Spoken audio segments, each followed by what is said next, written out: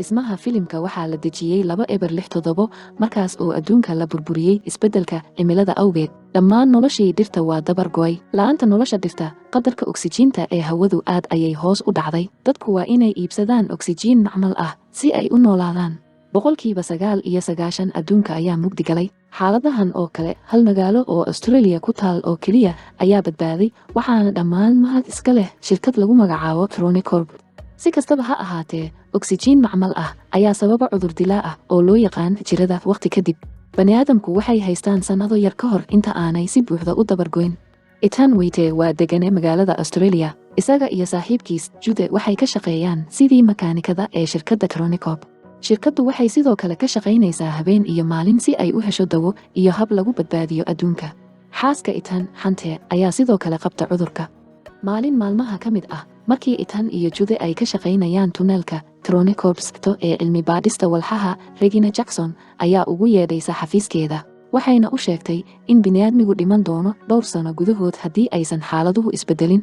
Waxay markaas daaha ka qaaday in Ethan uu yahay kan keliya caawin kara qof walba oo badbaadin kara aadanaha. Ethan wuu wareersan yahay, mana rumaysna iyada. Laakiin Regina waxay ku adkaysatay inuu booqdo shaybaadhkooda.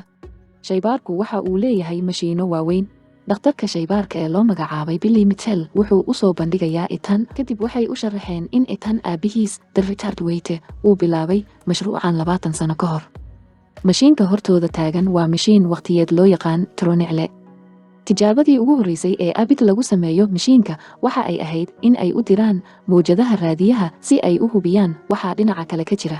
Waxay ogaadeen 4.7 sano kadib 2474 dhulku lahaan doono dhir ku filan si uu u ilaaliyo oksijiin ku filan hawada iyo joogtaynta nolosha aadanaha. Dadku waxay rumaysteen in haddii aadanuhu weli jiro dhowr boqol oo sano kadib ay u badan tahay inay xal u heleen dhammaan dhibaatooyinka ragaadiyey xaqiiqadooda. Si kastaba ha ahaatee, hawl qariib ah ayaa ka yaabisay saynisyahanada halkaas. Mowjadihii ay direen ayaa dib u soo noqday. Markii ay fureen waxay ogaadeen in qof mustaqbalka ka socda uu u soo diray fariinta isagoo leh u dir Ethan Waite. Markaa hadda, Regina iyo kooxda oo dhan waxay rabaan inay Ethan u soo diraan mustaqbalka si uu u soo celiyo daawada. Ethan waa ka sii yaabay. Isagu ma rumaysna iyaga oo wuxuu u malaynayaa in Regina ay iska indhobeelayso. Intaa waxaa dheer, ma rabo inuu ka tago xaaskiisa xanuunsan oo uu galo mustaqbalka. Markaa wuu diiday inuu caawiyo. Kadib Ethan iyo Yudas waxa ay joogaan goob qadeeya halkaas oo ay ka iibsadaan oksijiin qalafsan. Yudas waxa uu isku dayaa in uu ku qanciyo Ethan in uu maro qorshaha oo uu ka caawiyo badbaadinta aadanaha. Si kastaba ha ahaatee, Ethan wuu ku qoslay isagoo leh ma rabo inuu noqdo sida aabihiis oo kale. Ethan wuu nacab yahay aabihiis, weligiis ma joogin isaga. 2 sano ka hor, aabbihii ayaa ka baxay guriga oo waa la waayey, halka hooyadii la dilay isaga oo carruur ah. Tan iyo markaas waxaa soo koriyey Yudas oo ah nin uu Ethan u arko inuu yahay walaalkiis ka weyn iyo sidoo kale saaxiibka ugu fiican. Wuxuu ku eedeeyey inuu ka tegay hooyadii si uu u dhammaystiro mashruuca, mana rabo inuu raaco jidkiisa oo uu ka tago xaaskiisa oo xanuunsan. Si kastaba ha ahaatee, Yudas wuxuu ku guulaystay inuu qanciyo isagoo sheegay in sida keliya ee uu ku badbaadin karo xaaskiisa ay tahay inuu helo dawo. Ethan waxa uu xasuustaa dhalashadiisii 8aad markii aabihiis hadiid ahaan ugu soo iibiyey sanduuq qariib ah. Marka uu gacmihiisa geliyo sanduuqa, qalab ayaa ku dhegan gacanta taasoo ka dhigaysa inuu dhiig baxo. Richard waxa uu saaray wiilkiisa qalab gacan oo joogto ah. Waxay ahayd sannado badan, laakiin Ethan weli ma yaqaan isticmaalkeeda. Markii dambe guriga, Ethan wuxuu u sheegay Hante wax walba oo dhacay maalintii, iyaduna waxay ku adkaysatay inuu tago. Subaxda soo socota, Ethan ayaa qoray, waxaan heli doonaa jidkayga adiga kugu soo noqda. Kadib wuxuu tagaa xafiiska Regina mar labaad, wuxuuna u sheegay in haddii uu heli karo hal daawo ay tahay inay marka hore siiyaan Hante. Regina way aqbashay oo waxay mar kale geysay shaybaadhka. Mitchell wuxuu tusay suudhka ay tahay inuu xidho ka hor inta aanu gelin mashiinka. Markay bilaabayaan inay u sharxaan hawsha isaga, Ethan wuxuu gartay inaysan qorshe lahayn. Ma hayaan wax fikrad ah waxa uu arki doono ama cidda uu la kulmi doono dhammaadka kale. Si kastaba ha ahaatee, kadib markii ay ku dhajiyeen suudhka, waxay siiyeen qalab ay ah oo loo yaqaan arjiye. Arjiye waxa ay tusi doontaa shaybaadhka Ethan ee muhiimka mar walba. Waxa kale oo ay ku caawin doontaa in la dhex maro goobta uu joogo. Dabadeed ugu dambeyntii waxay ku tuureen mashiinka. Gudaha, Ethan wuxuu ku socdaa xawaare sare, cirka ayuu ka soo dhacay oo ku degay kayn aan la garanayn. xumaanta hawadu waxay sababtaa in suudhkiisu uu dab qabsado si degdeg ah ayuu uga soo baxaa.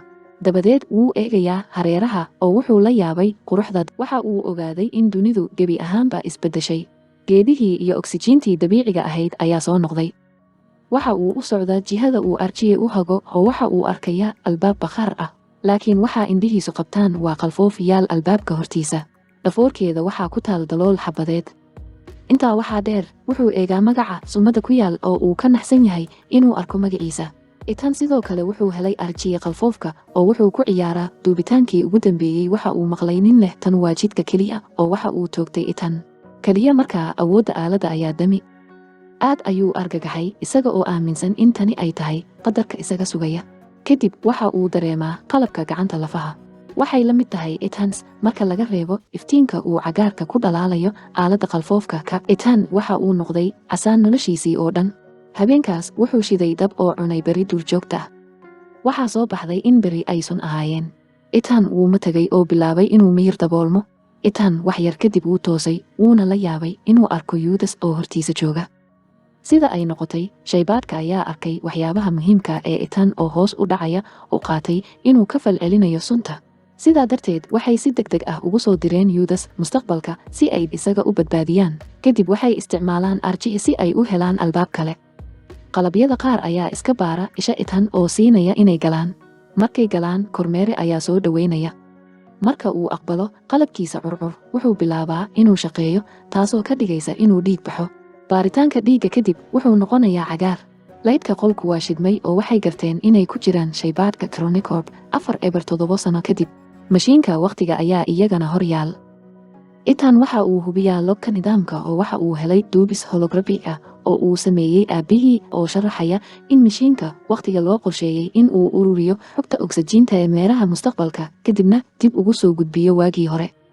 wax yar kadib Ethan iyo Jude waxay garteen in mashiinku aanu dib u qaadi karin. waxaa ka sii daran in firfircoonida shaybaadhka ay dhaliso cilad ku jirta xudunta tamarta nukliyeerka iyada oo ku hanjabaysa inay sii dayn doonto qarax nukliyeer ah 4 saacadood gudahood. tani waxay la macno tahay inay helaan hab ay ku hagaajiyaan mashiinka wakhtiga oo ay dib ugu safraan qaraxa ka hor wakhtigu ka dhammaanayo. waa inay si degdeg ah wax uga qabtaan. dibadda waxa ay la yaaban yihiin in ay helaan magaalo dunsan oo ay ku daboolan yihiin dhir cagaaran laakiin aanay dad ku noolayn. taas oo muujinaysa in dhulku uu bilaabay inuu iskii isu soo kabsado kadib dabargoynta aadanaha. qalfoofka aadanaha ayaa ku kala firsan meel walba. Ethan wuxuu tagay guriga naagtiisa kaliya si uu u helo lafaheeda taasoo ka dhigtay inuu quusto. Yudas waxa uu isku dayaa in uu ku qanciyo inuu dib ugu laabto wixii la soo dhaafay maadaama daaweynta xanuunka aanay u muuqan mid ka jirta xataa adduunka mustaqbalka. si kastaba ha ahaatee ereyada Yudas ayaa Ethan ka dhigaya shaki. kadib waxa uu daa arjiye daxalaystay si uu u daaco duubista mar kale kaas oo uu ka garto codka Juuda oo ay u muuqato in Yudas uu yahay kan toogtay.